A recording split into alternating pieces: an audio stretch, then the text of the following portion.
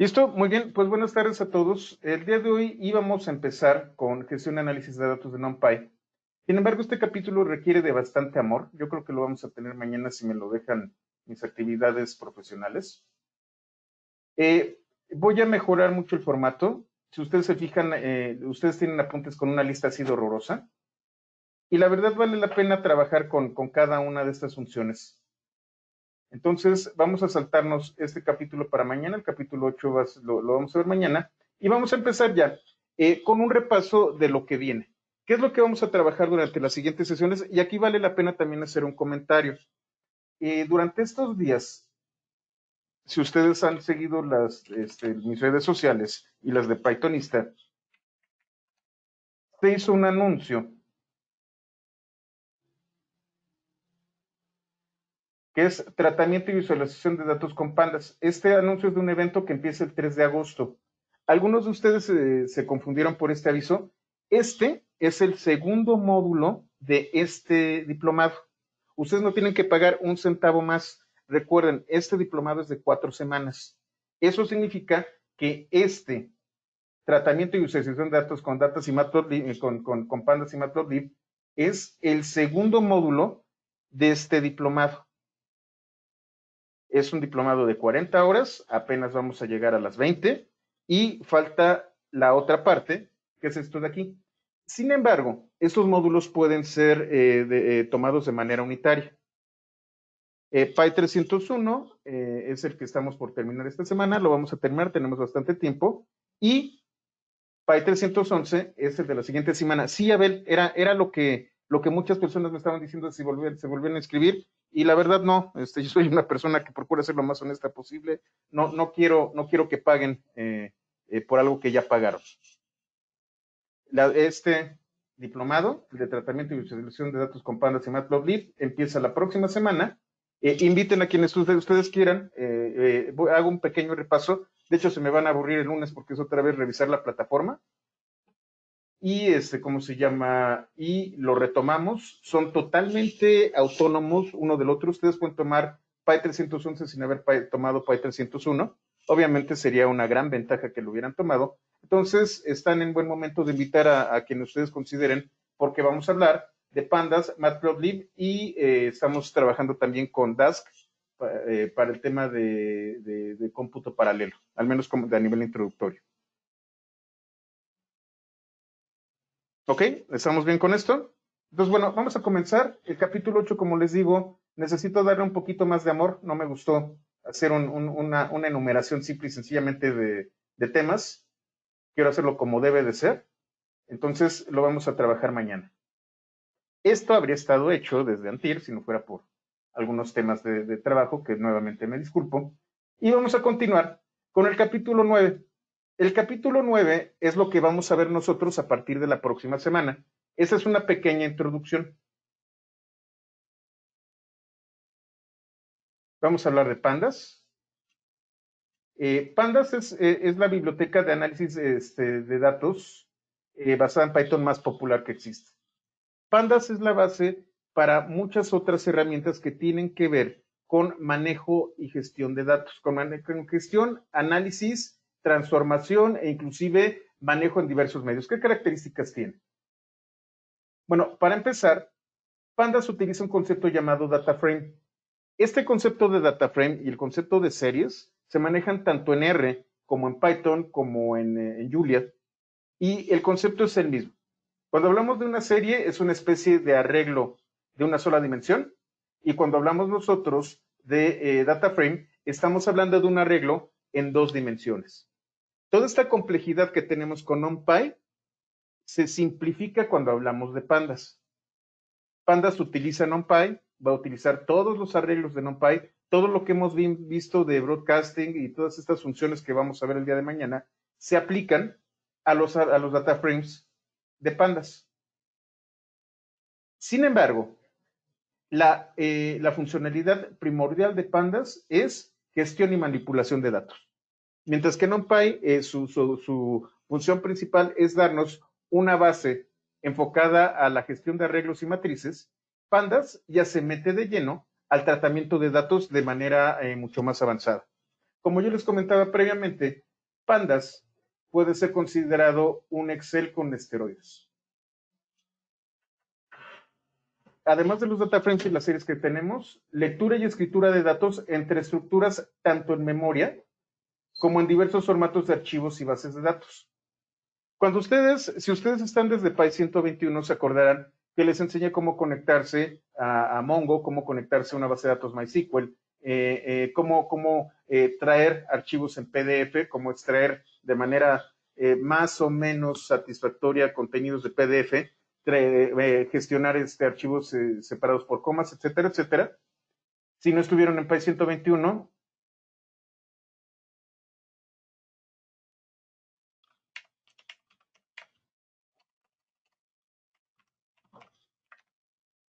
recuerden que ya Pi 121 está dentro de nuestras listas de reproducción libres.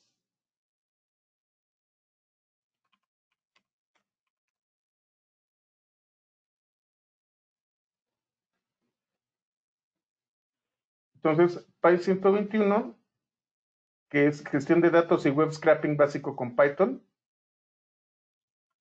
ya es contenido liberado.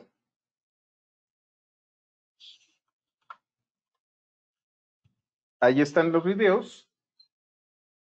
Y obviamente he estado trabajando un poco para mejorar los apuntes. Siempre los mejoro.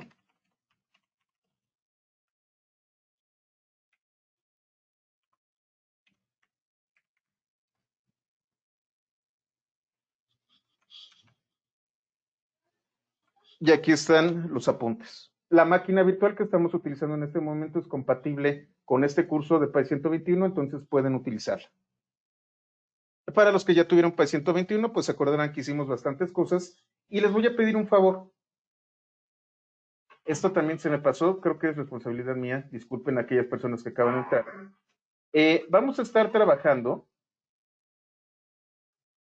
aquí en el caso análisis tweets, vamos a trabajar con la API de Twitter. Esta API de Twitter requiere que ustedes tengan las credenciales de desarrollador de Twitter. Para los que estuvieron en Pi 121, seguramente ya todos las tienen, pero necesito, por favor, que traten de tener las credenciales. Va a ser difícil, se está tardando. ¿A quién le tardó más de una semana de los que estuvieron en Pi 121? Sí, Vladimir, extracción de la información en PDF también está en Pi 121. Sí, Omar, recuerdo que a ti también te tardó. ¿A quién más? A Gerardo. Gerardo, ¿siempre sí pudiste tener acceso a las credenciales? No, fue rápido.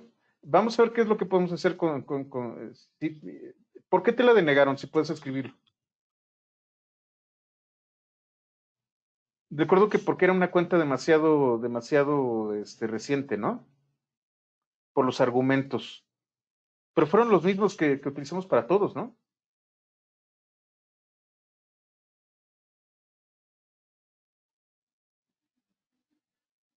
Bueno, está bien, vamos a trabajarlo. Recuérdame, Ben,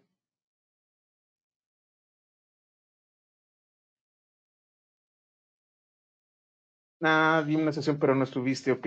Vamos a hacer esto. Si no hay demasiado caos en mi oficina, mañana a las 2:30 me conecto y vamos a platicar exclusivamente del tema de cómo sacar las credenciales de Twitter. ¿Les parece bien? Que violaba su normatividad. Ok, vamos a verlo. Seguramente no lo vamos a tener para esta sesión, pero es importante que trabajen sobre ello. Y Pi 121 ya están disponibles los videos y los apuntes, y ahí es en donde nos conectamos con la API de Twitter utilizando un módulo especializado para la API de Twitter, y también utilizamos Request para hacer conexiones directamente a la API con HTTP y servicios REST.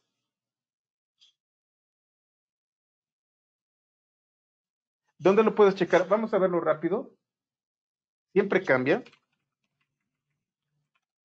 pero por lo general es en developer.twitter.com.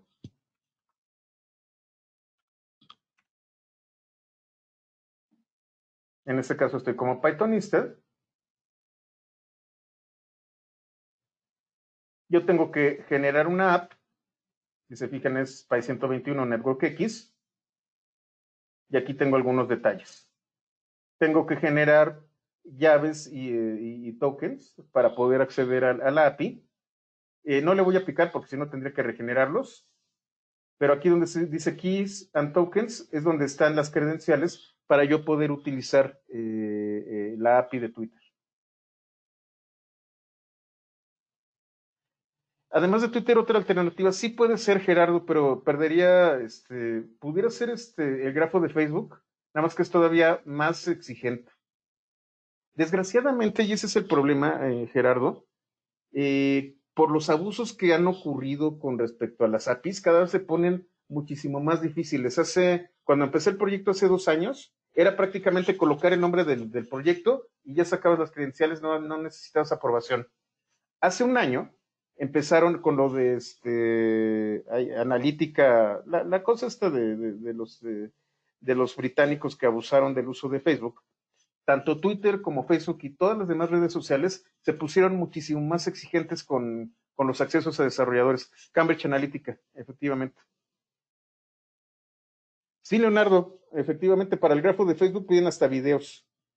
Entonces, esta es la alternativa menos rigurosa y, sobre todo, la API de Twitter es muchísimo más rica, y bueno, aquí Leonardo me lo podrá confirmar, que la de Facebook. La de Facebook está muy restringida. En cambio, la de Twitter puede sacar mucha más información que puedes analizar. Algo puramente con Python, Gerardo. Cuando nosotros trabajemos, de hecho yo creo que la voy a dar. Estoy dudando si dar Django o Flask, todavía por eso no la anuncio. Cuando yo utilizo, cuando desarrollamos, por ejemplo, con Django, vimos, y es una buena pregunta, por eso vale la pena. Déjenme, traigo el repositorio de Django.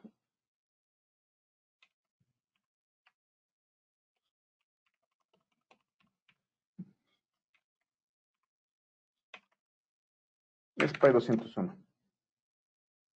Este curso lo estoy dando constantemente. Yo pensaba que lo iba a dar solamente un par de veces, pero resulta que es el que más me piden. El PY 201, que también ya está en video, una versión previa, es Introducción a la Programación en Django. Aquí nosotros hicimos una API basada en REST y teníamos un cliente que utilizábamos que era Request.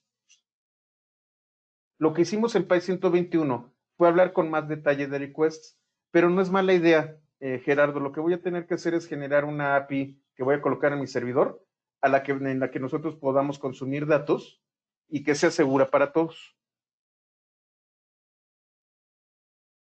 Entonces es buena idea, Gerardo. Déjame preparar una API con algunos datos en particular, obviamente que sea totalmente segura, que no acceda a mis bases de datos y cosas por el estilo, y que ustedes puedan utilizar de manera más, ¿cómo se llama? Más didáctica.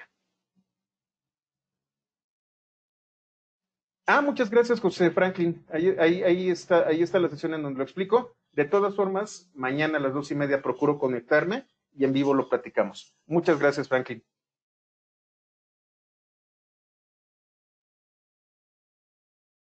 Entonces, bueno, es importante que las tengan. Mañana a las 2:30 me conecto. Pero bueno, vamos a continuar. En esta ocasión vamos a hablar muy someramente de pandas. Si ustedes se fijan en Py 311, no sé si lo tengo aquí, que es lo que vamos a ver la próxima semana. Py 311, solamente la parte de pandas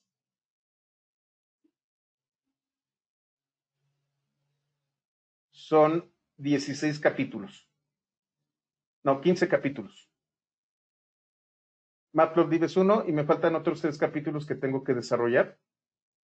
Pero como pueden ver, a partir de la próxima semana vamos a hablar de manera exhaustiva de pandas. No tiene caso que hable de pandas en este momento, excepto para algunos conceptos básicos. ¿Qué es lo que me permite hacer pandas? Lectura y escritura de datos entre estructuras tanto en memoria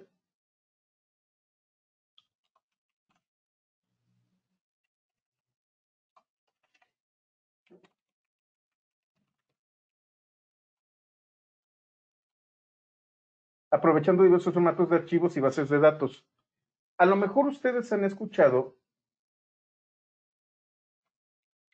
de SAP HANA. Es un producto de SAP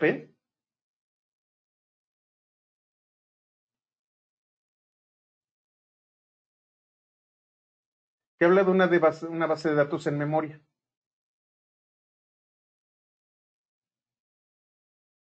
¿Qué significa esto?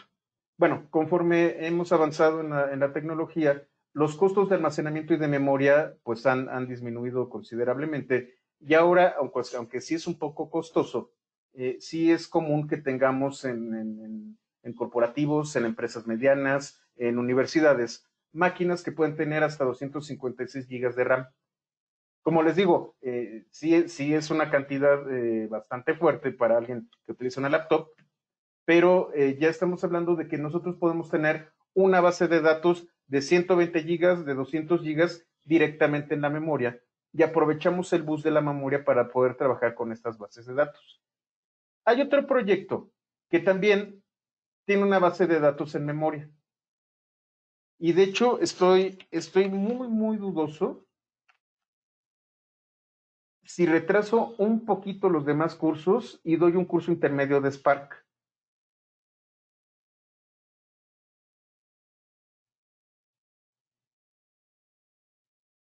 Apache Spark. Spark utiliza todos estos conceptos de cómputo en memoria para poder hacer análisis de datos avanzados. Spark está escrito en Scala, que es un lenguaje que funciona sobre la máquina virtual de Java. Sin embargo, tiene una interfaz llamada PySpark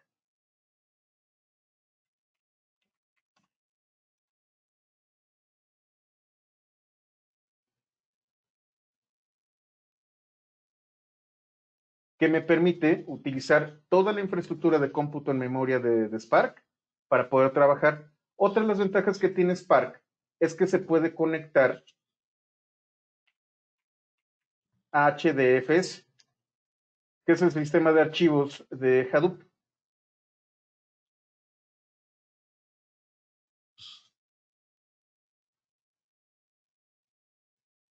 Efectivamente, Vladimir, por eso lo estoy dudando. Una de las cosas que hace PySpark es generar algo muy parecido a Pandas, obviamente ajustándose a todas las particularidades de Spark. Los data frames son muy similares, pero la operación, como está por encima de otra capa que es Spark, se tiene que ajustar. Es por eso por lo que estoy dudando si lo doy o no. Quisiera empezar con Python puro totalmente, hasta llegar al final y ya después meterme ahí. Pero me están pidiendo tampoco, también bastante contenido de Spark y de PySpark. Entonces estoy evaluando si lo doy o no lo doy. ¿Cómo ves, Vladimir? Yo creo que empezamos, terminamos todo con Python y ya que tengamos todo bien asentado y con las bases correctas, yo creo que nos podríamos pasar a PySpark. No se van a meter a Spark a menos de que utilicen grandes cantidades de datos.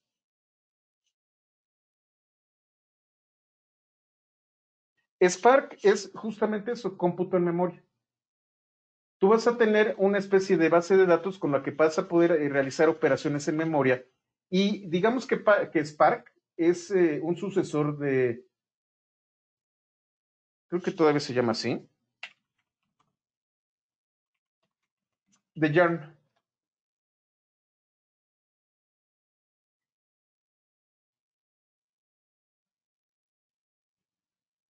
Hadoop es un software hecho por la Fundación Apache que también fue escrito en Java, que me permite consolidar toda una serie de servidores para poder trabajar con una cantidad enorme de datos. Hace 2 o 3 años, cuando ustedes hablaban de Big Data, hablaban de Spark, perdón, de Hadoop. Sí, yo creo que sí. Entonces, bueno, Hadoop lo que hacía era consolidar tanto las comunicaciones como la infraestructura de almacenamiento, como la infraestructura de cómputo, para que ustedes pudieran pasar cantidades brutales de información de una sola tirada y que pudiera ser procesada. tenía varios componentes. Tenía el componente de control, el componente de almacenamiento, el componente de comunicaciones y un componente de cálculo que se llamaba MapReduce. La versión 2 de MapReduce se llama Yarn. Aquí fue donde también hace 2 o 3 años empezaron a ponerse de moda nuevamente las lambdas, porque al final de cuentas, lo que ustedes hacían, y si se acuerdan también de Py 121, era map o reduce, aplicar una función que modificaba un flujo de datos enorme. Y enorme estoy hablando de cientos de gigas. Y lo podía hacer en tiempo real. Yarn tenía un problema. Solo maneja lambdas. En el caso de Apache, Apache Spark, maneja muchísimas más herramientas y hace operaciones más avanzadas que únicamente aplicar funciones. Sí, Abel, alguna vez hice un clúster de computadoras para Big Data. De hecho, hice un clúster para Big Data con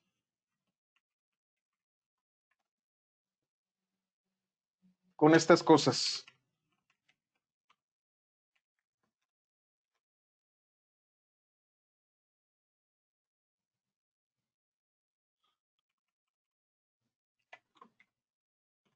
Me compré 4 o 5 de estas.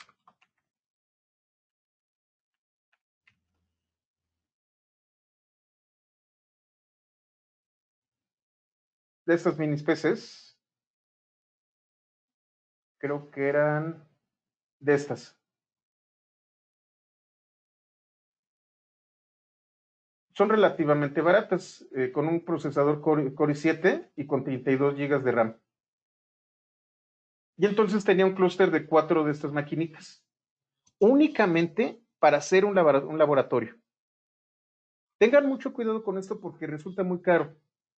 Cuando hablamos de Big Data, de verdad estamos hablando de datos.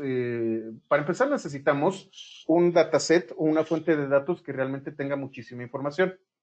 Después, lo que hace Hadoop es tomar las cosas por triplicado. Necesitan tres segmentos de red, necesitan almacenar por triplicado la información y necesitan, a su vez, hacer cómputo consolidando toda la capacidad. Si estamos hablando de que yo tenía 4 de estas de 32 gigas, estamos hablando de que apenas tenía 128 gigas de RAM. Es para un laboratorio pequeñito, muy pequeño, si estamos hablando de Big Data. Sí lo pueden hacer, la inversión, aun cuando estamos hablando de máquinas pequeñitas, pues la inversión es de alrededor de unos, en aquellos tiempos fueron como unos 25,000 pesos. Ahorita, como está el dólar, es un poco más caro. Y solamente para hacer un laboratorio. Si ustedes quieren hacer sus pininos, pues con un par de máquinas virtuales la hacen. No es demasiado problema, pero justamente es por eso por lo que no daba yo, antes daba en vivo cursos de Hadoop, pero eran muy caros. Poner un laboratorio de Hadoop es bastante caro. Spark, sin embargo, lo podemos utilizar en memoria. Esta maquinita que tengo aquí, estoy a punto de colocarle 64 gigas en RAM para que pueda trabajar con Spark y para competir con otra máquina. Ah, por cierto, no sé si llegue, pero cuando nosotros hablemos de Dask, vamos a hablar de cómputo paralelo. Todavía estoy viéndola, porque sí está carita, pero habría querido dar este curso con esta de aquí. Nada más que como ven ya cuesta 21,000 pesos. Esta máquina tiene un procesador ARM de 8 núcleos de NVIDIA, pero tiene 512 GPUs.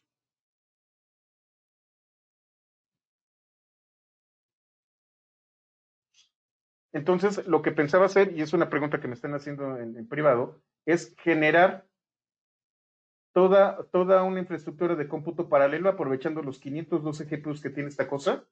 Recuerden, GPU no es lo mismo que CPU. Sin embargo, ustedes pueden hacer un clúster de GPUs. Con esta cosa, yo puedo hacer un laboratorio de cómputo paralelo por 20,000 pesos. ¿Cuál es el problema? El problema es que es un procesador ARM lo que tenemos aquí, y entonces tiene sus particularidades. Déjenme ver si la puedo conseguir, si está carita. Vamos a ver si 2 o 3 negocios que tengo salen y posiblemente trabajemos con esta maquinita en 2 o 3 semanas. Si no les alcanza para esta, que por cierto alguien me hizo una pregunta y no se la contesté, creo que fue ¿quién me la hizo? ¿Quién me la hizo?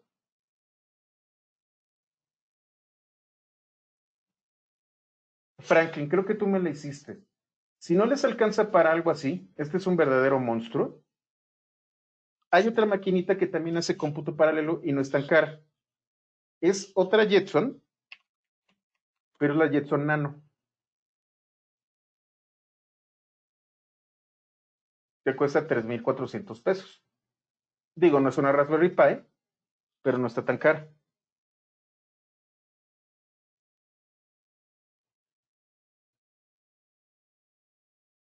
Más que cálculos matemáticos, son cálculos vectoriales, Vladimir. Todo se puede ser cálculos matemáticos, que es otra cosa que tenemos que platicar.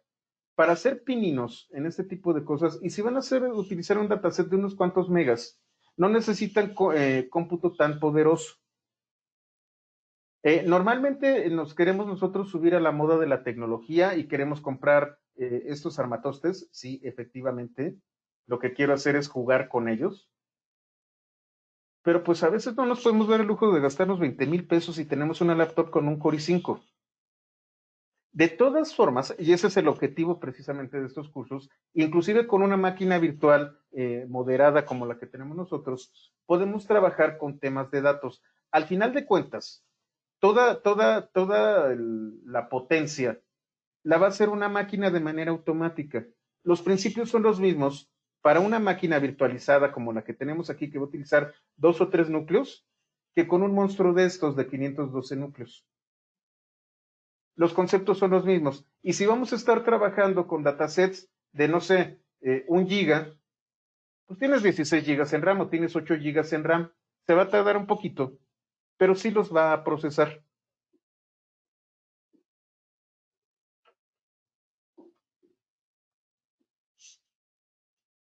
A ver, vamos a ver. Gerardo Ángeles, me dices, aplicados a. ¿Por qué estoy hablando yo de cálculos vectoriales? Y vamos a hablar de lo que es una GPU. Esto tiene que ver con lo que vamos a ver la próxima semana.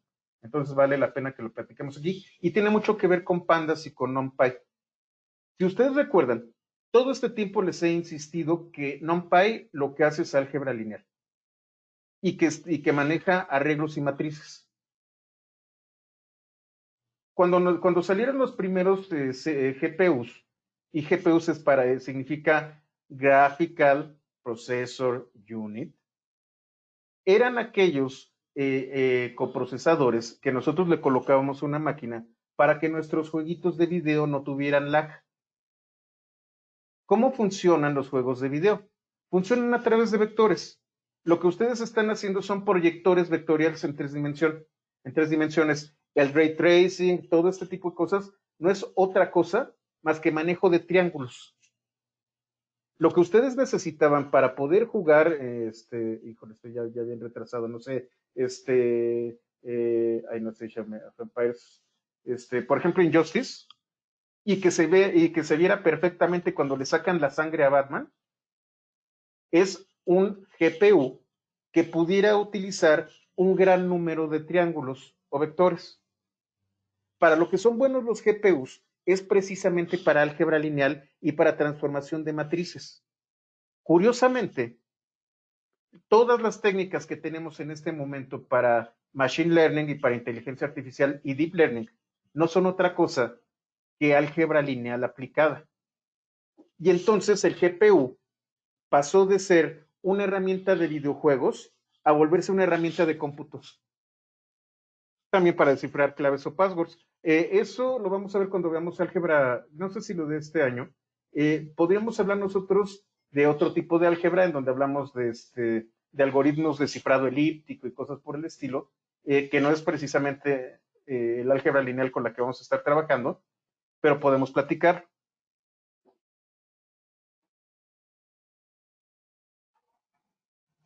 Estoy leyendo el chat, permítanme. Entonces, lo que estamos haciendo con NumPy es cálculo matricial, que si nosotros quisiéramos una aplicación, es cálculo vectorial.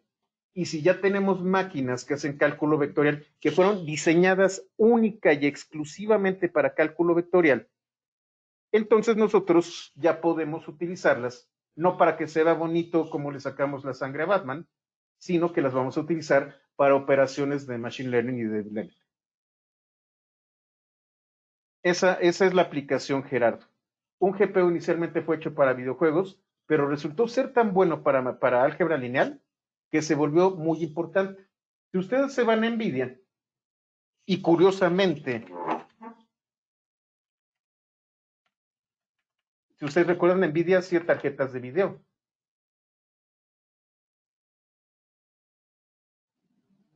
Pero ahora hace aplicaciones de inteligencia artificial. A NVIDIA no le fue muy difícil encontrar un nuevo nicho de mercado y lo está explotando muy bien.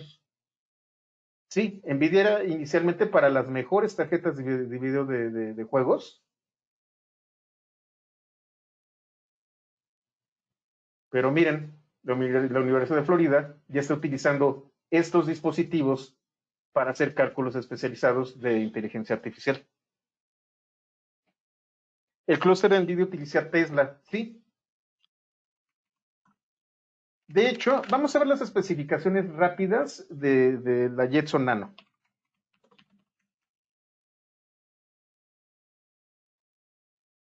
Para que entiendan más o menos cómo funciona.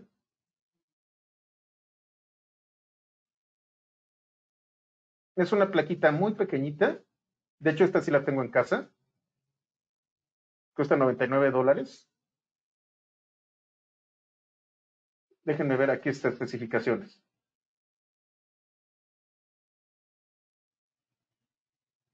¿Dónde está? ¿Por qué no está aquí?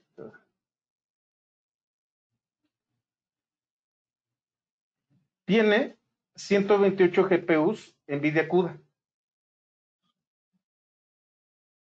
que les da 0.5 teraflops. Tiene varios tipos de GPU. Está el Maxwell.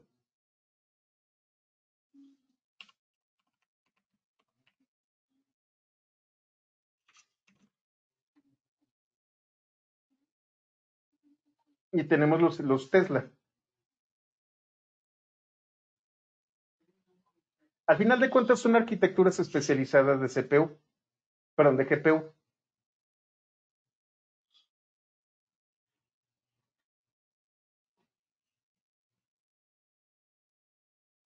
A ver, déjame ver. Creo que es un clúster en vicios a Tesla.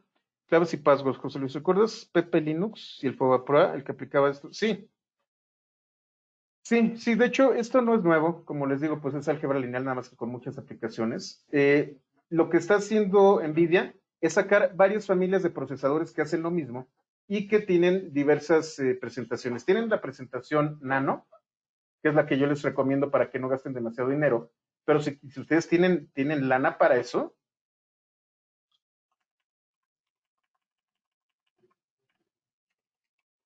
por ejemplo, en el grupo de analistas de datos, hay uno que otro amigo un poquito fantoche que nos cuenta sobre esta tarjeta de video, la Tesla P40. La Tesla P40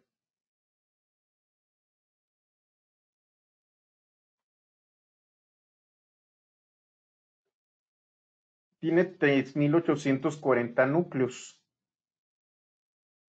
tiene 24 gigas de memoria y esta ustedes la van a conectar a su máquina. Esta es la arquitectura que tiene. No es otra cosa más que los procesadores.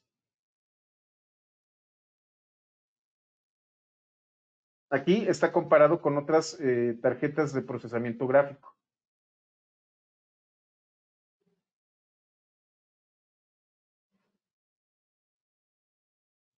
En Mercado Libre,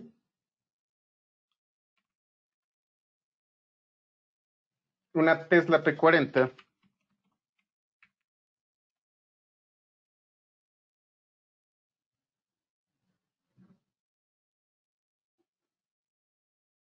esta usadita, que no creo que es una K40, cuesta 15,000 pesos.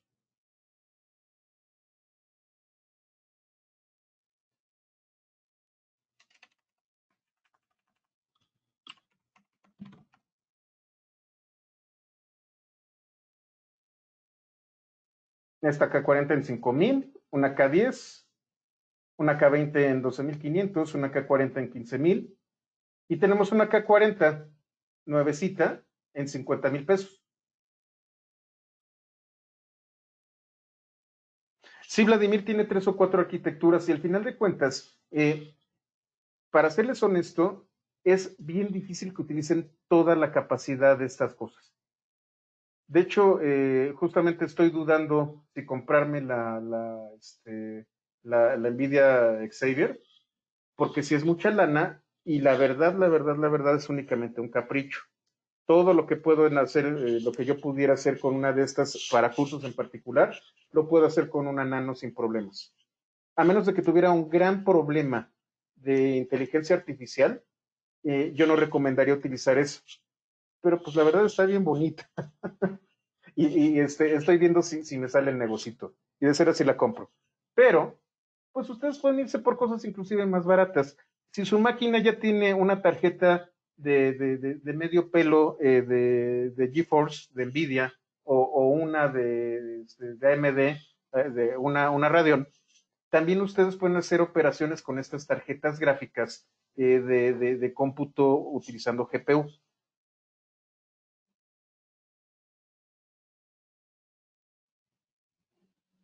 Un HD 600. A ver, vamos a ver cuál es esa.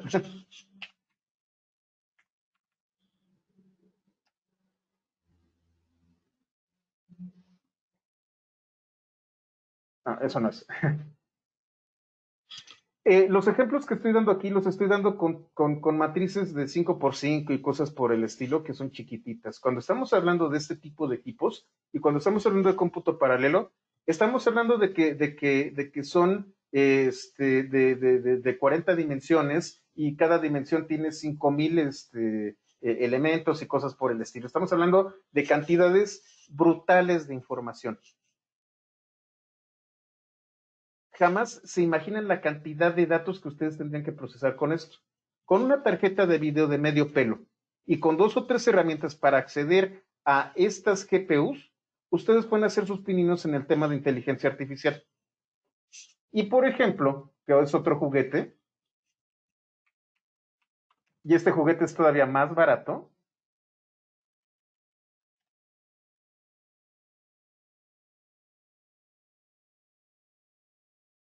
se tarda un poquito,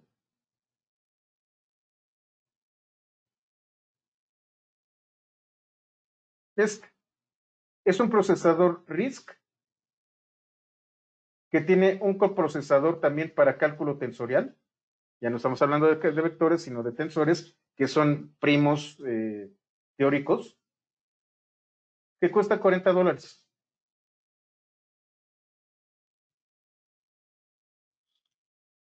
Sí, para Internet de las cosas. ¿Cómo ver si tu laptop es compatible con estas tarjetas de video? Normalmente todas las laptops te dicen qué tarjeta de video tienes. NVIDIA es el líder en este tipo de cosas y tiene su propio lenguaje. El lenguaje de NVIDIA se llama CUDA.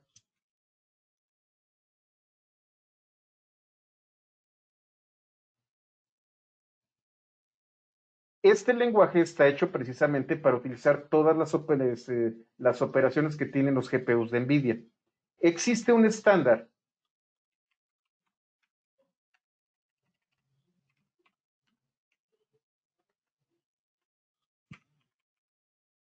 que es OpenCL.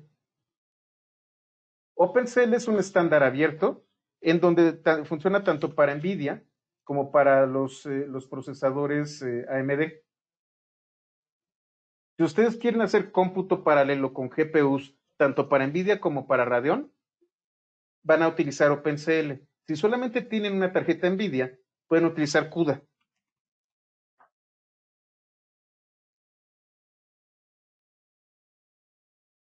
Efectivamente, Vladimir, por 20,000 pesos te compras una laptop que seguramente va a tener una tarjeta de video dedicada.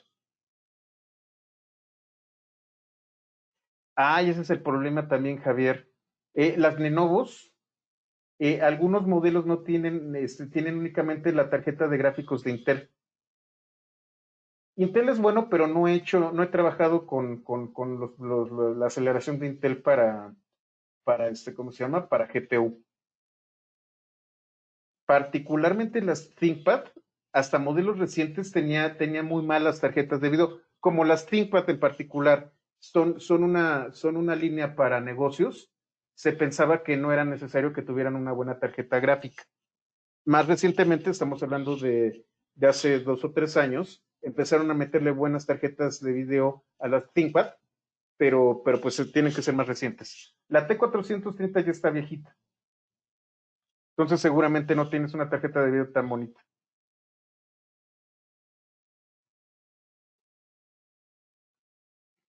Entonces, no se preocupen, vamos a estar trabajando con lo muy básico, pero si ya quieren meterse de lleno a este tipo de cosas, dependiendo de su presupuesto, pueden comprarse unas maquinitas en AliExpress por $40, pueden comprarse la Jetson Nano, que les cuesta 3,000 pesos, o si ya de plano quieren verse bastante fifís, pues cómprense la Xavier de 32 gigas.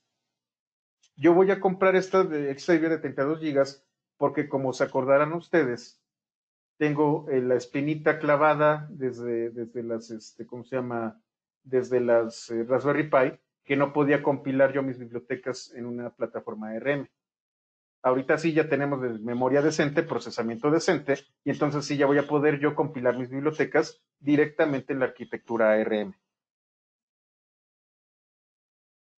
Pero nuevamente, no es necesario si apenas estamos haciendo pininos.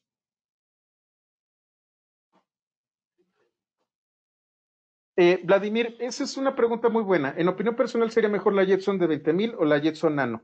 Para puro experimento, si quieres echar a perder, la Jetson Nano. ¿Cuál es el problema que tiene la Jetson Nano? La Jetson Nano no viene con tarjeta Wi-Fi, tienes que comprársela. No viene con case, tienes que comprárselo. Ni siquiera viene con un adaptador de corriente decente que tienes que comprárselo. Y entonces lo que normalmente te costaría 3,000 pesos, al final te va a costar 5,000. En la otra tienes todo y además tienes 32 gigas de RAM. En la Jetson Nano tienes 4. Es más que suficiente para los pininos, pero depende de lo que ustedes quieran hacer. Aplicaciones básicas de inteligencia artificial, yo les recomiendo la Nano. Aplicaciones más avanzadas que ya tienen que ver con por ejemplo, la voy a utilizar para Fortran. Hacer sus propias bibliotecas de Fortran y compilarlas para ARM, entonces sí les recomiendo la otra.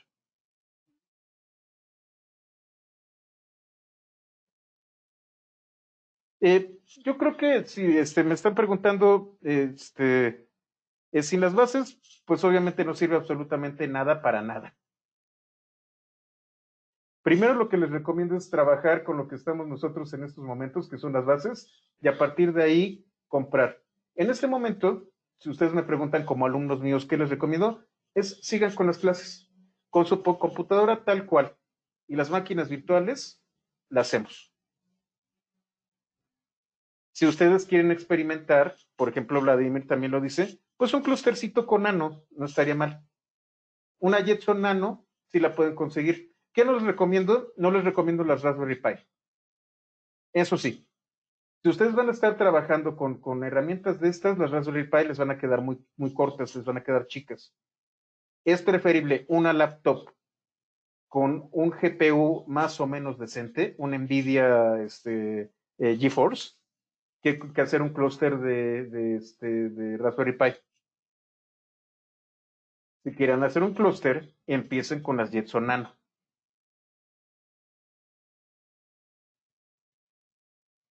Las Jetson Nano utilizan por defecto Ubuntu.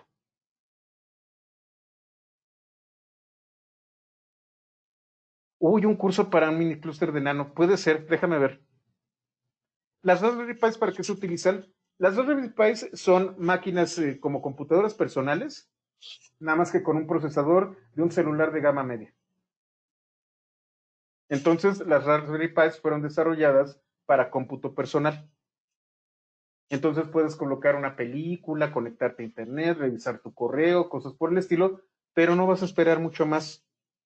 La virtualización en ARM tampoco se logra.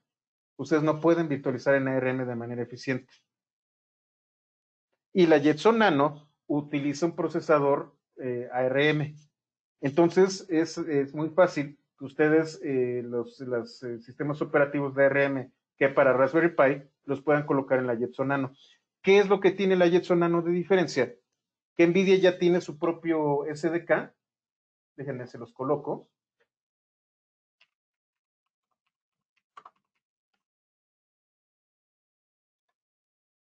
Con una imagen booteable.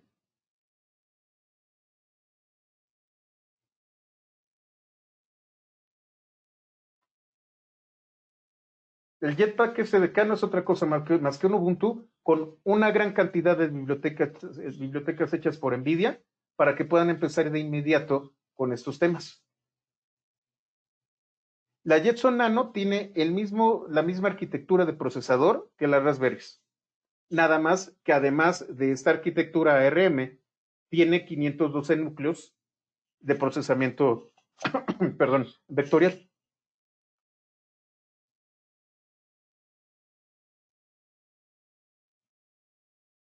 Entonces, si van a hacer una inversión, primero háganla lo más pequeña posible, y lo más pequeño posible para trabajar de manera eficiente son las Jetson Nano. Si ustedes ya tienen un problema que implica más de 2 gigas de RAM, entonces a lo mejor necesitan una laptop con una tarjeta de video de medio pelo. Y si ustedes ya quieren especializarse en algo, un producto, una appliance o una aplicación específica, entonces sí pueden jugar, por ejemplo, con la serie Xavier. Sí, sí, Fernando, corre perfectamente Python sobre la Jetson. No tiene problemas. ¿Cuál es el problema que tiene la Jetson? Que hay algunos paquetes de software que no están disponibles. Digamos que la plataforma x86 es la más común, es donde hay más paquetes de software, y en el caso de Jetson, la arquitectura es ARM. Sí hay bastantes paquetes, pero no tantos como puede haber para Intel. Efectivamente, Vladimir, el Python puro no tiene todo lo de ARM, y si ustedes se fijan, creo que Anaconda tampoco está para la plataforma ARM de generar.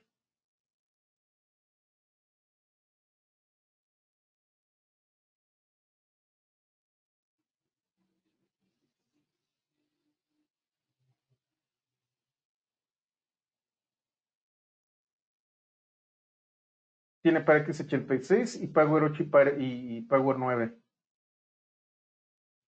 Seguramente esta es para las versiones de IBM. Sí, es para Power PC. No, no tiene para ARM. Entonces, para empezar, no van a tener Anaconda. Van a tener que instalar de uno por uno los paquetes y si hay alguna dependencia extraña, va a ser difícil que la encuentren.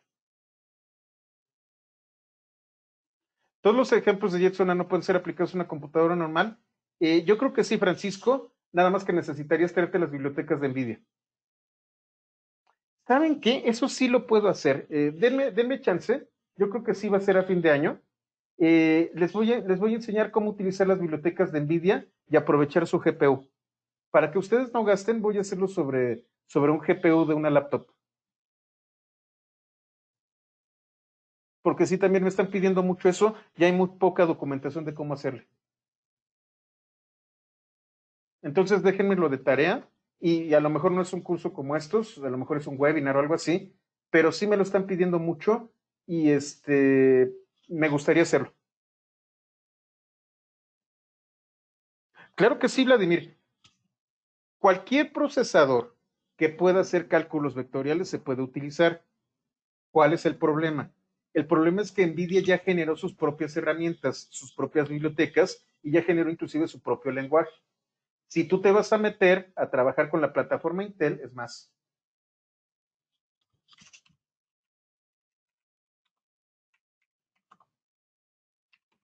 que de hecho no sé si exista un SDK para Intel. Ah, miren, sí, yo utilizo OpenCL.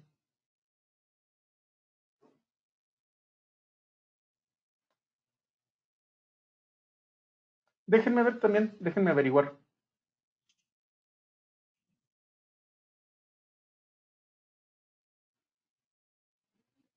Bueno, vamos a continuar. Me estoy tomando el tiempo porque esto lo vamos a ver con toda la profundidad del mundo la próxima semana. Entonces, no me voy a meter demasiado. Simplemente les voy a hacer una demo ahorita y esto lo vamos a soñar a partir de la próxima semana. Primero que instalar, bueno, y para concluir toda esta plática, yo creo que mi compromiso para este año va a ser enseñarles a utilizar algunas herramientas especializadas para GPU con Python y que pudiera ser ya sea en NVIDIA, que es la que conozco más, o en Intel. Sí, Vladimir, de verdad desperdiciamos mucho los recursos que tenemos, nos vamos por aquellas cosas brillositas, pero si tú tienes una tarjeta de video con 2 gigas de capacidad, ya puedes hacer cálculos muy interesantes. Es por eso por lo que creo que voy a hacer el curso, para desmitificar este tema de que necesitas meterle mucha lana para poder hacer esto, cuando en realidad esa misma tarjeta de video que estás utilizando para que se vean bien tus videojuegos es prácticamente idénticas las operaciones a estas grandes tarjetas de video costosísimas, que lo único que tienen que hacer es volumen. Y si no manejas volumen, entonces ¿para qué te compras algo tan caro? Yo creo que sí. Déjenmelo de tarea y sí voy a dar ese cursito de cómo utilizar GPUs.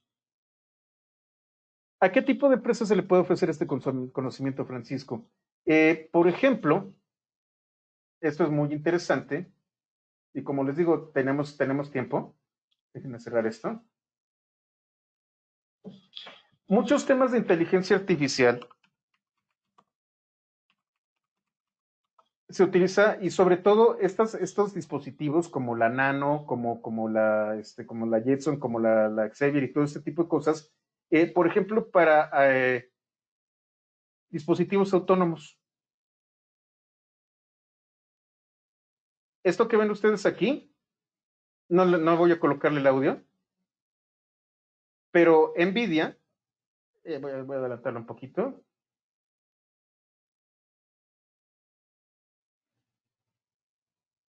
Los modelos más recientes de Mercedes-Benz ya tienen un sistema NVIDIA basado en estos GPUs que está embebido dentro del carro y es el encargado de todas las operaciones de inteligencia artificial de estos dispositivos. Intel está contratando a muchísimos expertos en este tema porque nació toda una nueva industria llamada Edge Computing.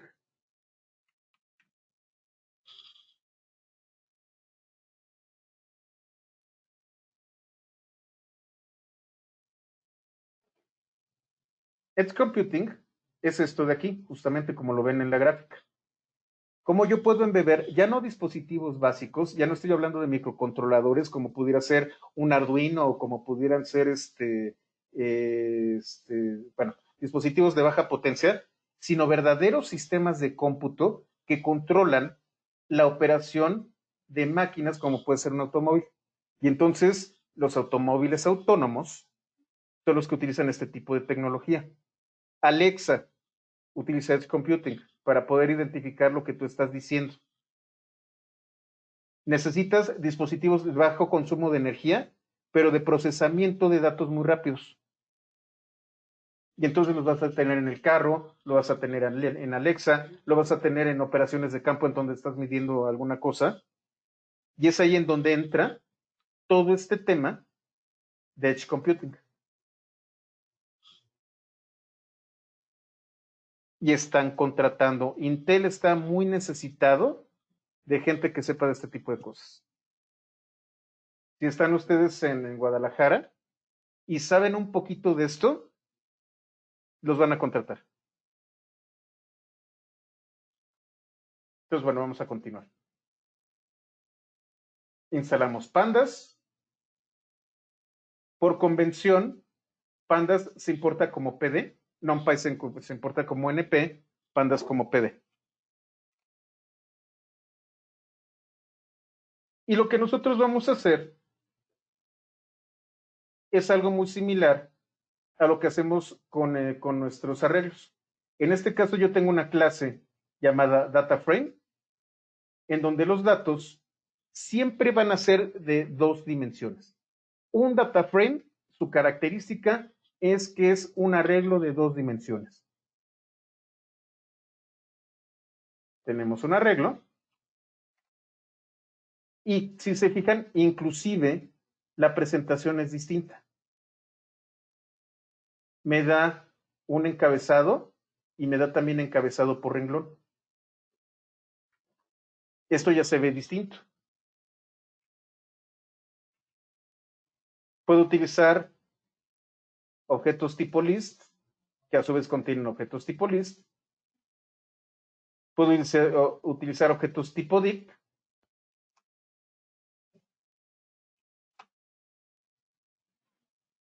En donde si se fijan, la clave se vuelve el encabezado.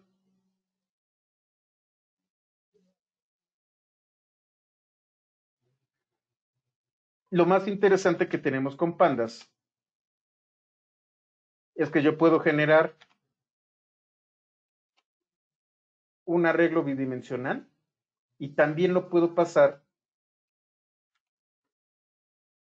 y convertirlo como un data frame. La base de pandas y de los data frame es NumPy. Y todas las operaciones que nosotros podemos hacer con NumPy las podemos aplicar a los data frames. Puedo generar índices que sean más fáciles de entender.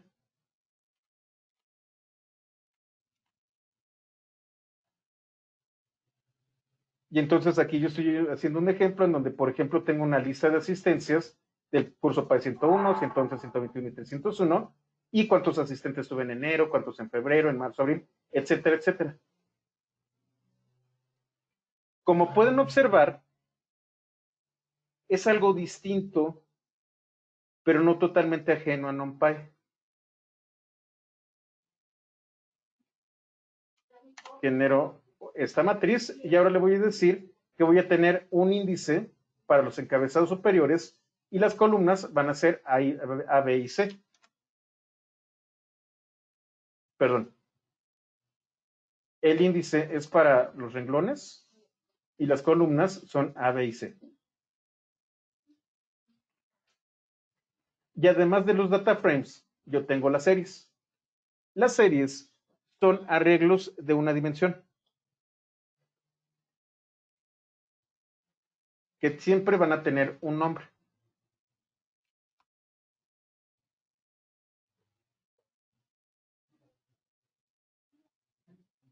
También pueden tener índices y también pueden tener nombre. El nombre es PAI 201 y los índices son enero, febrero, marzo, abril, mayo y junio. Con esto, yo ya puedo generar tablas que puedo modificar, que puedo transponer, que puedo invertir, que puedo aplicarles, ¿cómo se llama? Broadcasting, que puedo sacarles promedios, que puedo combinarlas, inclusive que puedo hacer operaciones similares a las que hago con SQL. Todo esto lo vamos a ver la próxima semana. Yo puedo transformar series en data frame.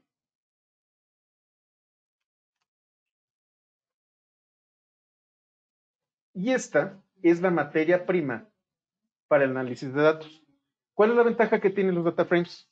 Perdón, la ventaja que tiene pandas. Además de que yo puedo utilizar las tablas de esta manera, puedo utilizar varias fuentes. Puedo utilizar bases de datos, puedo extraer de Excel, puedo extraer de HTML, puedo utilizar una URL y traerme el contenido directamente de ahí. Y entonces, absolutamente todo lo que vimos en Py 121 ya está incluido en un módulo llamado Pandas. Y ese módulo llamado en Pandas no solo lo extrae, sino que me genera tablas. Y es por lo que los científicos de datos tienen en tan buen concepto a Pandas. Pandas, como les comenté, no es otra cosa más que una especie de hoja de cálculo con operaciones avanzadas y que puede conectarse con distintas fuentes y con distintos, ahora sí que endpoints a donde yo voy a guardar los datos. Eso es Pandas. Y esto es una pequeña probadita de lo que vamos a ver a partir del lunes. ¿Queda claro? ¿Se entiende lo que es Pandas? Como les comentaba, estas últimas sesiones van a ser únicamente demostrativas. ¿Qué vamos a ver también la próxima semana?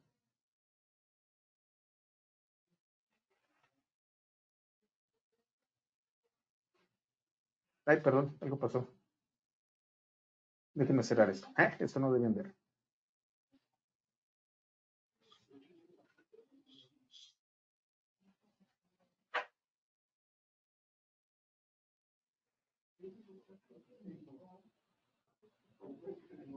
Vamos a ver Matplotlib.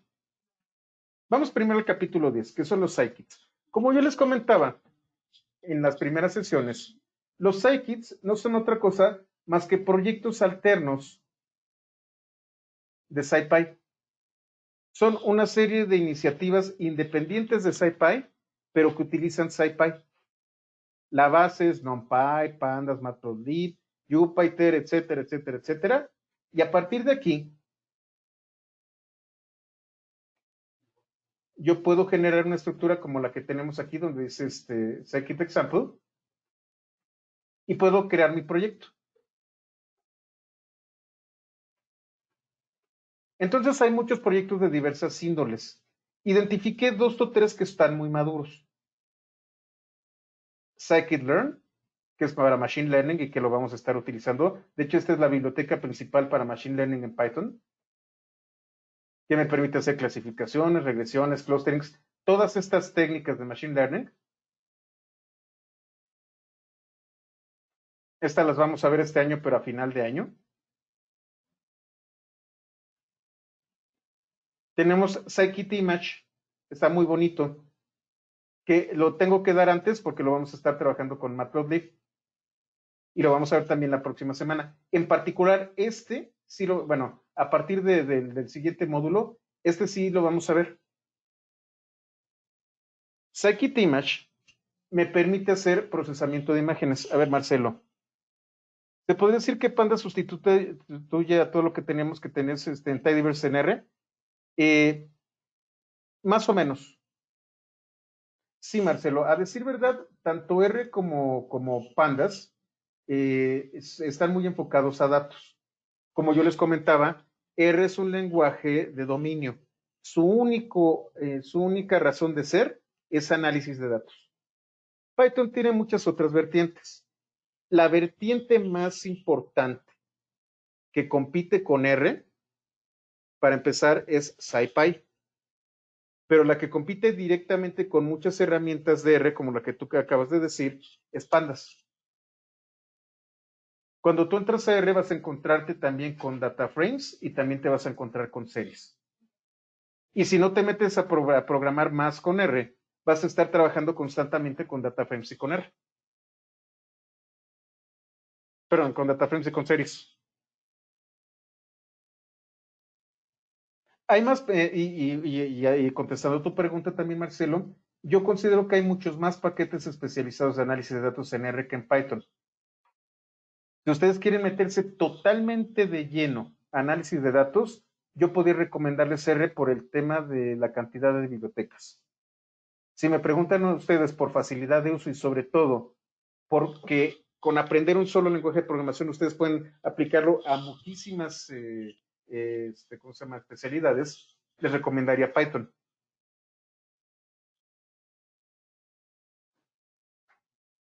Me han comentado que Pandas es superior a lo que tienes en R. No. Yo podría decirte que son muy similares y lo único que te puedo decir es que R tiene más bibliotecas. Tiene mucho más tiempo en este tema que Pandas. Mejor o peor realmente no tiene mucho que ver, ¿eh? Yo y hasta hablando de JavaScript o de PHP o de Java, no puedo afirmar que haya un mejor lenguaje de programación. Lo que hay es un muy buen programador o un muy buen analista. Lo que te recomiendo es que aprendas los dos y que también aprendas a utilizar Julia. Y ya tú decides cuál te queda mejor. No puedo dar Python y R y Julia, porque entonces el roadmap se me hace todavía más grande y me voy a tardar otros 3 años. Tuve que escoger. No es que no me guste R, es que no me da tiempo de hacer cursos también de R. Ese es el problema. ¿Por qué estoy dando Pandas y por qué estoy dando esto? Porque tuve que escoger. Pero realmente no encuentro una diferencia demasiado fuerte entre R o Python que realmente lo haga superior a uno sobre el otro. Son equiparables, compiten. R tiene un poco más de bibliotecas, Python es mucho más versátil, pero al final de cuentas somos programadores, al final de cuentas somos analistas y lo que menos nos debería de preocupar es la herramienta.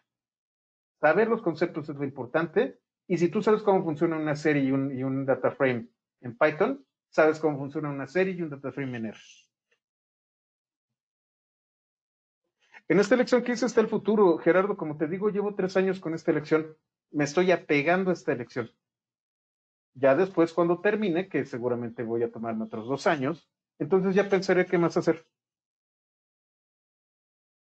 Sí, R está mucho más metido en el mundo académico. Es más, si se vuelven a meter al catálogo de Springer, van a encontrar muchísima más documentación en R que en Python. Y ese es otro tema para tomar la decisión. Si ustedes buscan libros, bibliografía académica, van a encontrarse mucho más textos y de hace mucho más tiempo en R que en Python. Yo calculo que a partir de 2015 es cuando empezó a generarse documentación bibliográfica utilizando Python, y antes de 2015 toda estaba volcada en R. En Deep Learning pega más fuerte Python, porque Python, como ustedes están viendo, puede meterse de manera un poquito más eficiente en otras plataformas. Portar Python en ARM o portar Python a RISC o portar Python a otra plataforma es más fácil que portar R. Entonces Python puede vivir en más plataformas que R y es lo que le da la ventaja.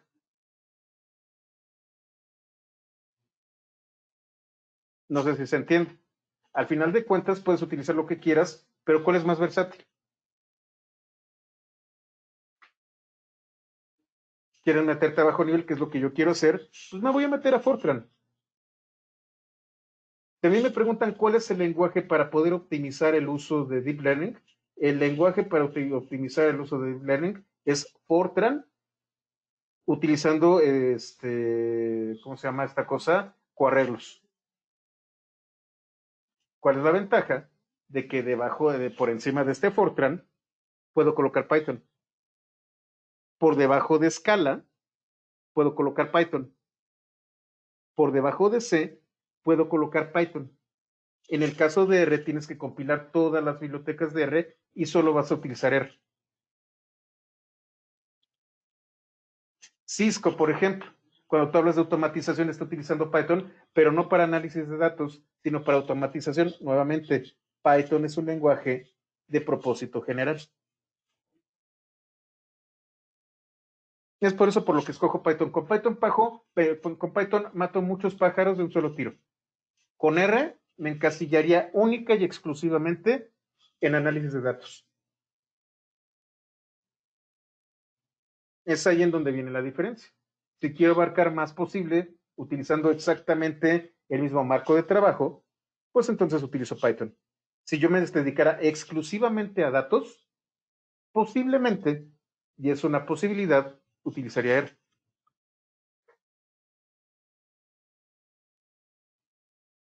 El Psychic Time, ese es otro tema que voy a pasar para el próximo año, Leonardo, que es el tema de series de tiempo.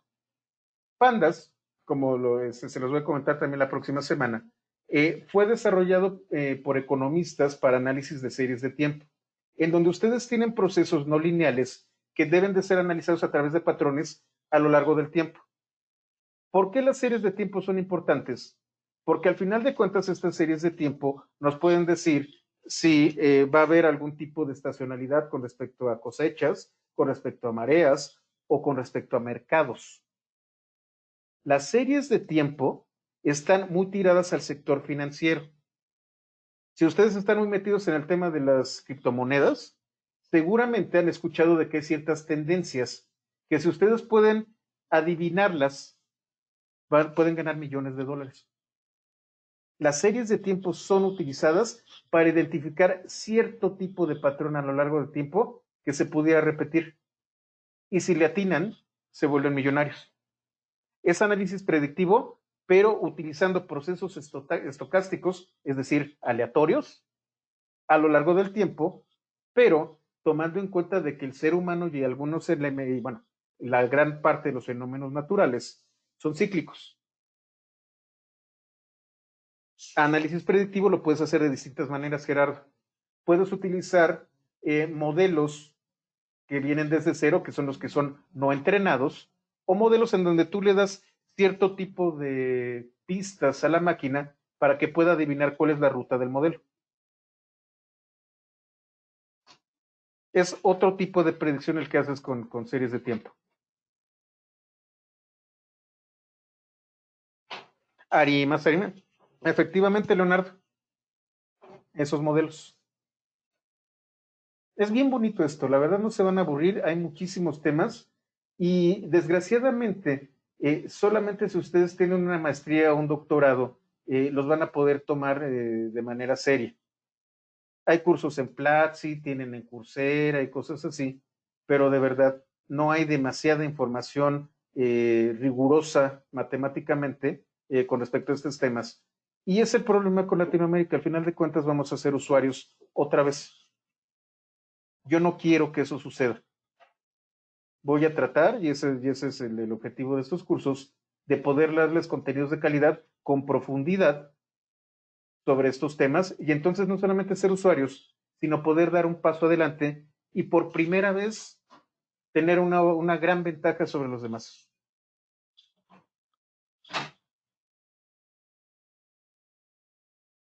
Eso, Vladimir, que estás hablando de pronóstico de un fallo de un sistema ensamblado, quizá no les comenté, yo tengo una maestría en ingeniería de calidad, que no es otra cosa más que análisis estadístico para procesos industriales.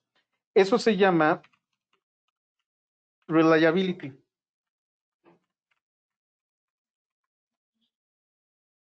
Cuando tú quieres predecir cuándo va a fallar un componente, utilizas técnicas de reliability.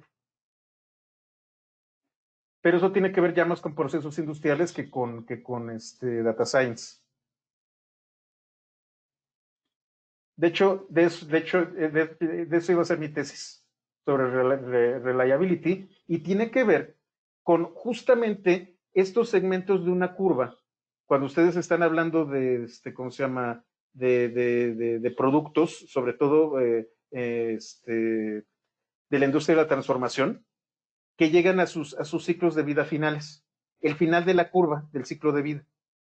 Hay toda una teoría enfocada a reliability. Y es otro tema que tiene muchísima teoría, que puede estar un poquito ligado a data science, pero que es toda una disciplina distinta. Y no me hagas hablar de eso porque me encanta, Vladimir. De hecho, ahí es en donde me enamoré de la estadística, con reliability. No, no, Isaac. De hecho, no solamente estamos hablando de la distribución normal, que es la campana de Gauss, sino que existen otro tipo de distribuciones probabilísticas, sobre todo la de Poisson, en donde tenemos curvas más largas en un extremo, la chi cuadrada y cosas por el estilo. Ya les platicaré. La verdad, me encanta ese tipo de tema. Reliability era lo que me quería dedicar. pero pues llegaron los computadores y me gustaron un poquito más. Entonces, bueno, vamos a continuar. Scikit Time, yo creo que lo vamos a ver. Vamos a ver pandas con series de tiempos y vamos a ver Scikit Time, pero yo calculo que eso será hasta principios del próximo año. Scikit-dio está muy bonito.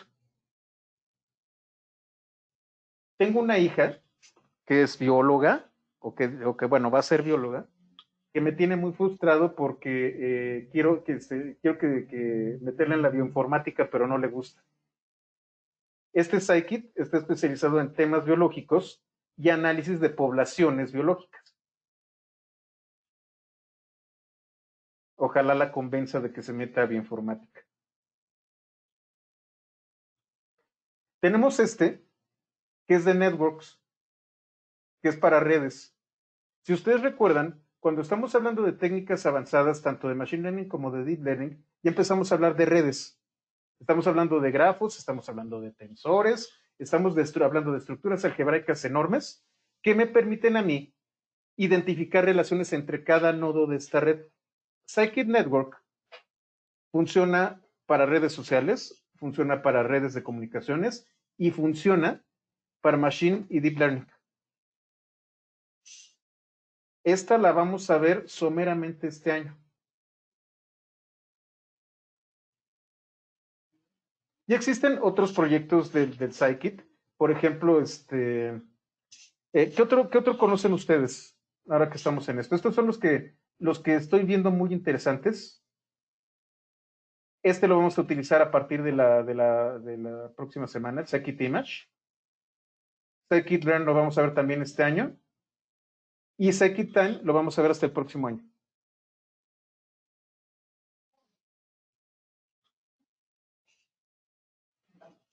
Sí, Scikit-Learn es muy útil. Es toda una biblioteca de herramientas que nos facilitan Machine Learning.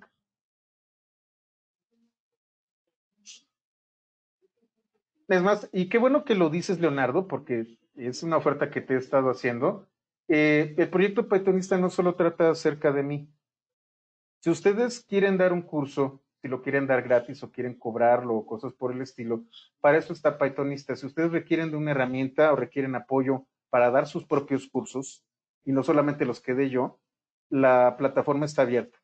Si quieren compartir de manera gratuita o cobrando algo que sea razonable, está totalmente abierta la plataforma y yo me encargo de apoyarlos y de promover sus proyectos. No me esperen, me voy a tardar varios años. Si ustedes tienen algo y quieren compartirlo, somos comunidad. ¿Ok? De hecho, empezamos con Meetups. Así que si tienen algo, porque Leonardo lo tiene y ya lo he visto compartir muchísimas cosas, pues acércate, Leonardo, y podemos hacer algo interesante, aunque sea un webinar para poder mostrar lo que tenemos.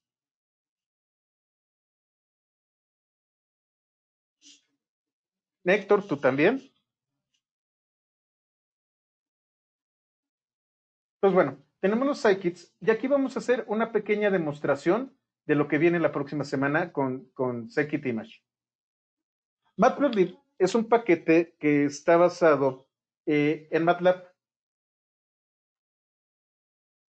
MATLAB es un producto bastante bueno. De hecho, es un pionero en el tema del cómputo científico. También les voy a ser honesto, MATLAB fue lo primero que yo aprendí hace un par de décadas para hacer análisis de datos. Hace simulaciones, hace cosas muy bonitas, hace gráficos. ¿Cuál es el problema? El problema es que cuando yo era estudiante costaba $1,000 la licencia. Y entonces pues era carísimo para un estudiante. Creo que ahorita ya lo vimos, hay opciones para hacerlo para estudiantes más baratas. Y al final de cuentas, MATLAB generó un lenguaje para poder no solamente procesar datos, sino también para hacer gráficos. La sintaxis para generación de gráficos de Matplotlib está basada en MATLAB. Y MATLAB también inspiró al proyecto ggplot. Este es el componente DR que me permite hacer gráficas. Por eso les digo que si aprenden uno, aprenden muchos conceptos. Si ustedes entienden cómo funciona la generación de gráficos en Matplotlib, lo pueden utilizar en MATLAB y lo pueden utilizar también en R.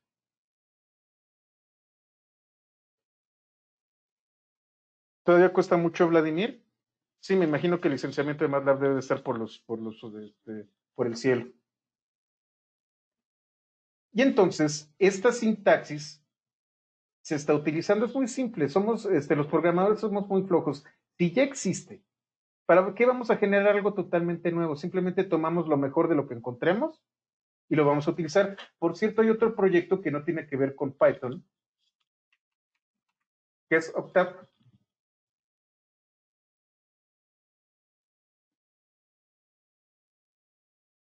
Octave, ese sí es ¿cómo se llama? Es una copia descarada de MATLAB. Si ustedes conocen MATLAB y lo quieren usar sin tener que gastar tanto dinero, descarguen Septab y hay un kernel de Octave para Jupyter. Y entonces prácticamente la misma sintaxis y definición de variables y de datos que hacen con MATLAB, lo hacen con Octave.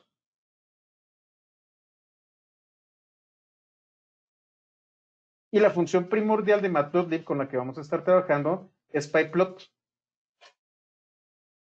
Esta función contiene todos los elementos para hacer gráficas. Existen muchas otras herramientas dentro de la biblioteca de Matplotlib, pero la primordial es pyplot. Y la vamos a importar como PLT.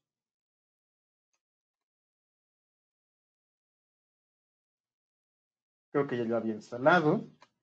La importo. Y PLT es una especie de frontend. Es el elemento principal que hace uso del resto de las herramientas. Para poder utilizar Matplotlib dentro de un entorno de Python, tengo que utilizar este comando mágico, matplotlib inline. Significa que las gráficas van a ser desplegadas dentro de la notebook.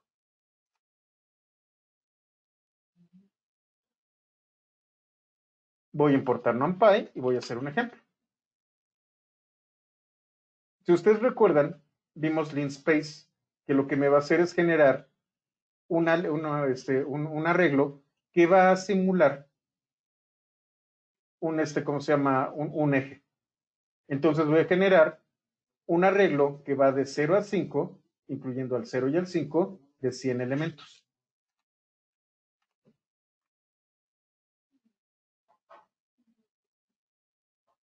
¿Qué voy a hacer? Le voy a aplicar la función np-seno.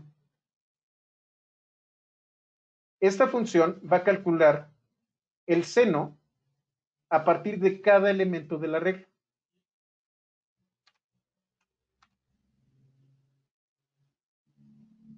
Y entonces, el seno de 0 es 0. Esto lo está tomando como radianes. Entonces, por ejemplo, este que se parece a pi es el seno de 180 grados.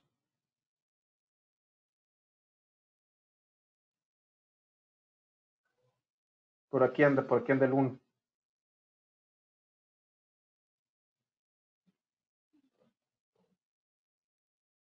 Llega a su máxima expresión aquí y vuelve a bajar. ¿Por qué? Porque 0 va de 0 a 1, luego a 0 y otra vez a menos 1.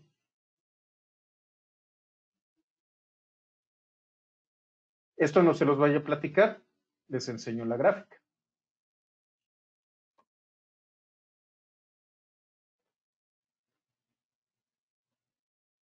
Y entonces va de 0 a 1, luego a 0 y después a menos 1. Y entonces voy a tener una función que se conoce como sinusoidal, que sube y baja y que va de 1 a menos 1.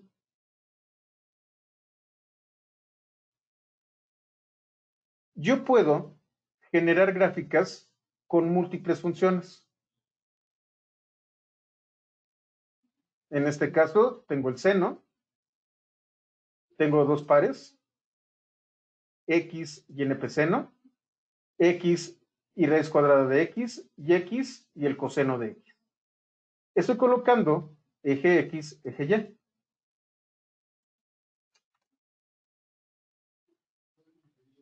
Y entonces tengo tres gráficas, tres funciones graficadas en el mismo espacio.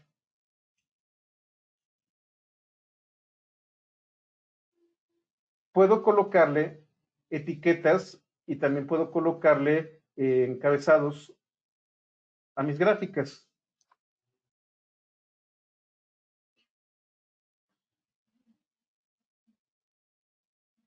Y tengo componentes de 3 dimensiones.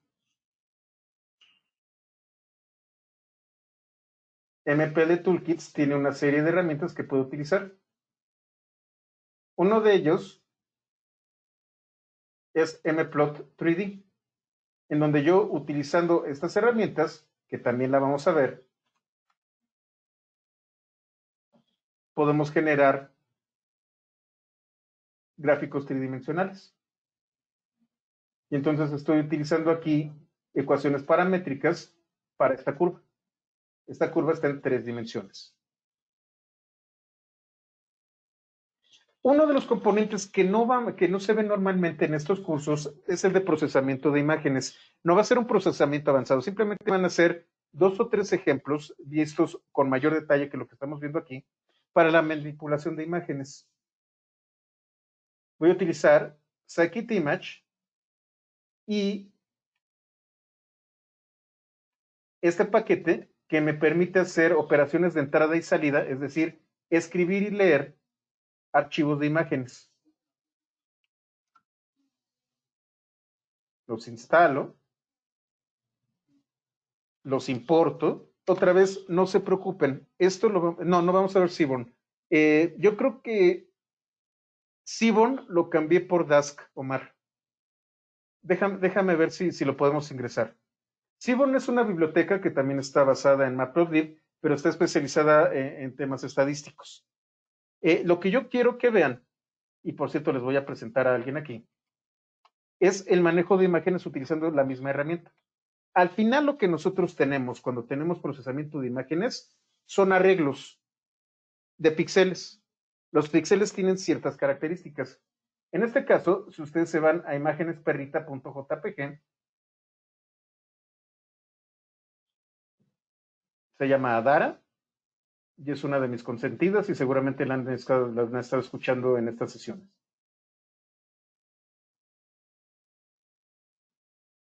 Esta es una de las locas que está ladrando todo el tiempo cuando doy curso. Vamos a utilizarla de ejemplo. Voy a leer utilizando la biblioteca Image.io. Voy a traer el archivo, pero no lo voy a traer como una imagen, sino como un arreglo. Si yo trato de imprimirlo, lo que ustedes van a ver es un arreglo bastante grande. De hecho, los puntos suspensivos significa que continúa, de 3 dimensiones.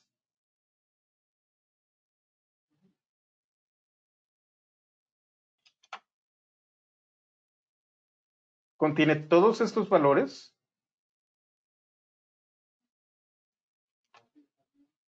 y es de 288 por 512 por 3. Estas son las posiciones, las primeras dos son las posiciones X y Y del píxel, y esta tercera posición me da RGB, si mal no recuerdo.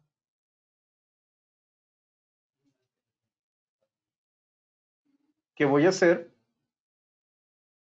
Voy a mostrar la imagen. Y en este caso voy a utilizar escala de grises. Como está a colores, va a mostrarlo a todo color. Esta es una función. Y entonces, ¿qué estoy haciendo? Existen otras herramientas, por ejemplo, seguramente han escuchado ustedes de Pillow. y no nos almohada.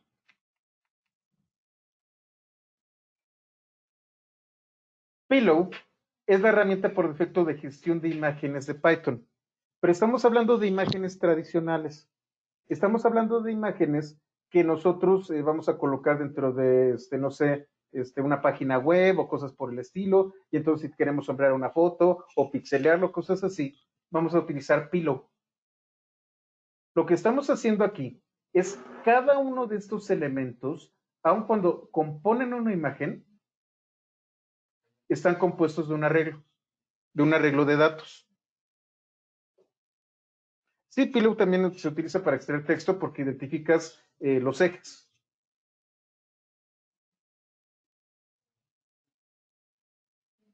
Yo, por ejemplo, el atributo min calcula el promedio de los elementos.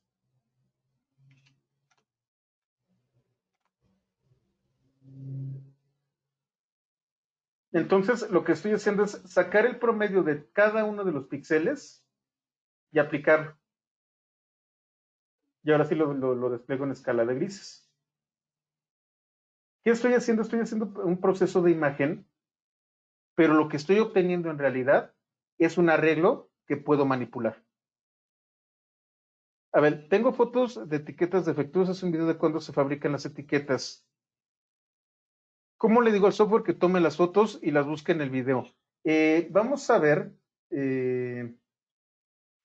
Creo que sí me va a dar tiempo este año, si no va a ser el próximo.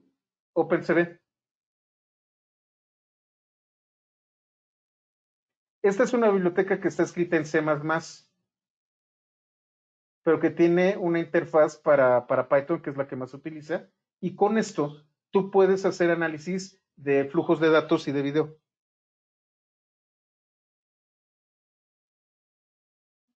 OpenCV, déjenme ver, creo que no está para este año, o estará para diciembre, no estoy seguro. OpenCV está programado. Pero si quieres adelantarte y quieres tú buscar tutoriales o cosas por el estilo, búscate OpenCV. Yo pensé es el que va a manejar todo este tipo. Ahorita lo estoy haciendo con una imagen, porque este procesamiento primero le quita el color, me genera esta imagen que puede ser procesada, y entonces el Scikit tiene cierto tipo de algoritmos que me permiten procesar la imagen de tal manera que puede identificar los ejes. Y si ustedes recuerdan, cuando utilizamos técnicas de inteligencia artificial, realmente lo que tiene que hacer la computadora no es fijarse en lo bonita que está la perrita, sino identificar los límites que definen a la perrita.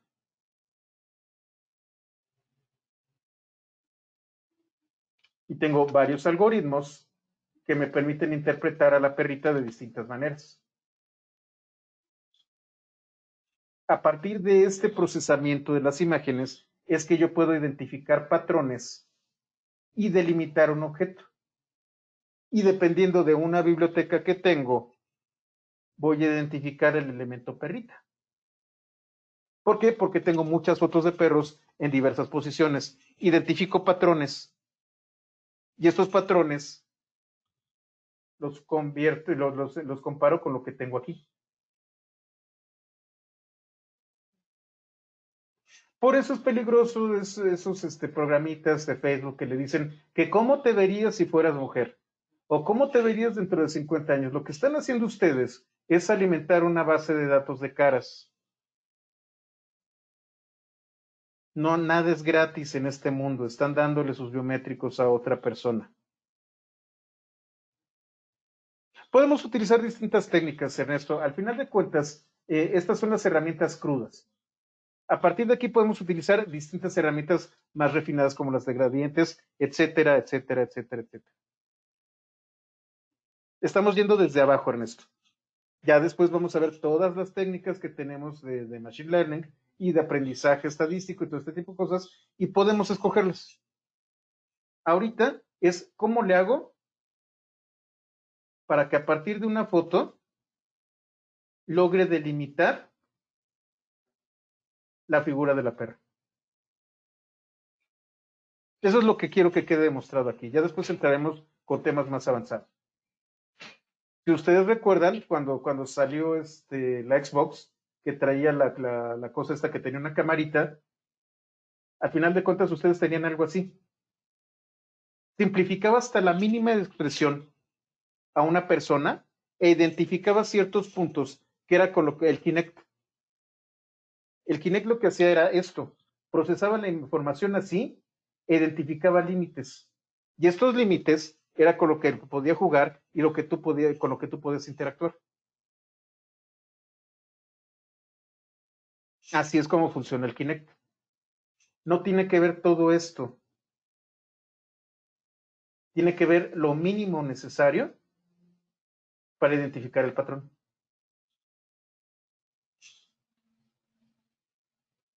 ¿Queda claro?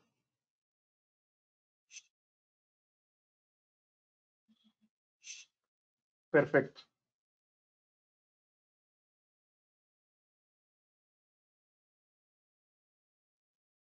Esta es una introducción a Network X. Va a haber todo un curso de análisis de redes. Network X, déjenme lo limpio, es una biblioteca de varias especializadas en análisis de redes. Tenemos Scikit Network y tenemos Network X.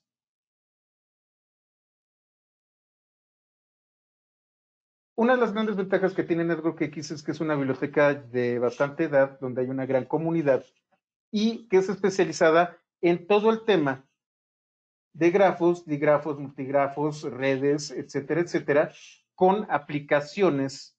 Digamos que esta es una biblioteca genérica de redes con múltiples aplicaciones. Esta sí la vamos a estudiar este año. Y entonces aquí voy a hacer algo muy simple. Instalo Network X, lo importo. ¿Y cómo va a funcionar esto? Vamos a utilizar nodos, que son puntos.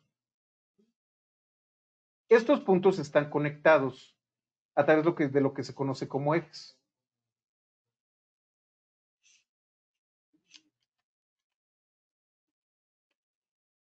Hay una clase que se llama graph, que es la que me genera toda la red de grafos. Y lo único que tengo que hacer es añadirle nudos y ejes de manera básica.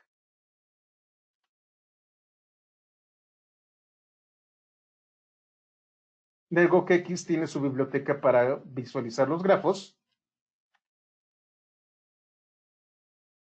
Y entonces tengo los nodos y tengo varios ejes. Y yo puedo definir la relación entre cada nodo y cada eje. No escuché eso del fallo. Luego me pasas la liga, Isaac. Y cierro. Estos son pequeñas demostraciones de lo que viene. Es una probada de lo que vamos a hacer. Obviamente yo puedo darle valores y pesos a cada uno de esos elementos dependiendo de qué tanto se repite una relación de un nodo. Puedo identificar los nodos más fuertes. Puedo identificar relaciones que van no solamente desde un nodo, sino una ruta en particular. Puedo hacer muchas cosas una vez que identifico a las redes, pero la teoría de redes tiene que ser explorada con todo su rigor. Podemos utilizar Gephi o, por ejemplo, está GraphViz.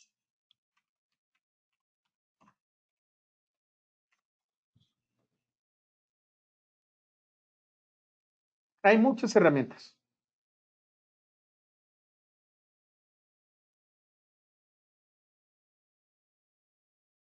Les voy a colocar la...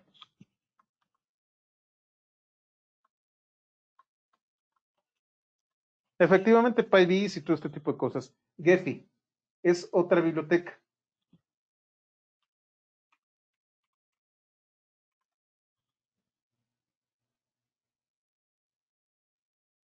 Que es GraphViz, pero abierto. Son herramientas ya especializadas en análisis de grafos y de redes.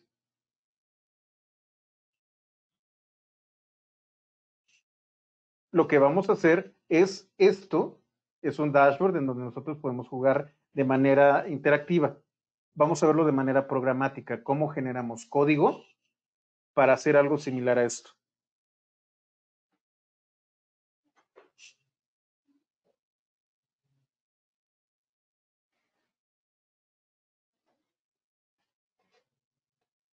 Déjenme cerrar algunas cosas.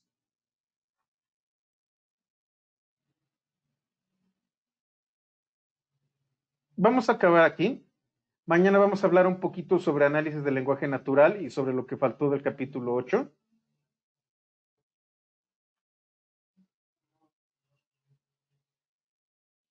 Vamos a trabajar el capítulo 8, el capítulo 13, que es análisis de lenguaje natural, y el viernes vamos a ver un caso práctico de todo lo que vimos aquí, que es el de análisis de tweets, que es la segunda parte de lo que vimos en PY 201,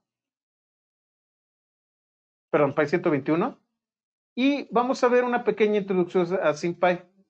SymPy es algo que yo creo que sí lo voy a dejar para el próximo año, que es cómputo simbólico. ¿Qué pasa si nosotros queremos jugar con ecuaciones, pero no desde un punto de vista, ¿cómo se llama? Paramétrico, no desde un punto de vista, ahí se me fue el nombre, bueno, como funciones, sino como símbolos. SymPy lo que me permite es generar fórmulas simbólicas que pueden ser procesadas de manera simbólica. En lugar de darme valores, me da otra ecuación. Y yo puedo generar fórmulas que también pueden ser graficadas, utilizándolas como si estuviéramos nosotros escribiéndola en un cuaderno. Eso es lo que sigue. Y con esto vamos a terminar. A partir de aquí, viene ahora sí entrar de lleno al tema de pandas, matplotlib y Dask. Si da tiempo, vamos a ver Seaborn, pero no se los prometo. ¿Hasta aquí todo bien? ¿Todo claro? Es apenas la superficie que estamos tocando. Hay cosas todavía más importantes, pero antes de llegar a ello, necesito enseñarles las matemáticas de todo esto. ¿Ok? Bueno, pues lo dejamos aquí y nos vemos el día de mañana. Si no hay demasiado caos en mi oficina, me conecto a las 2:30 para ver el tema de conexión a Twitter y a las 3 empezamos. Bueno, pues muchas gracias y nos vemos mañana.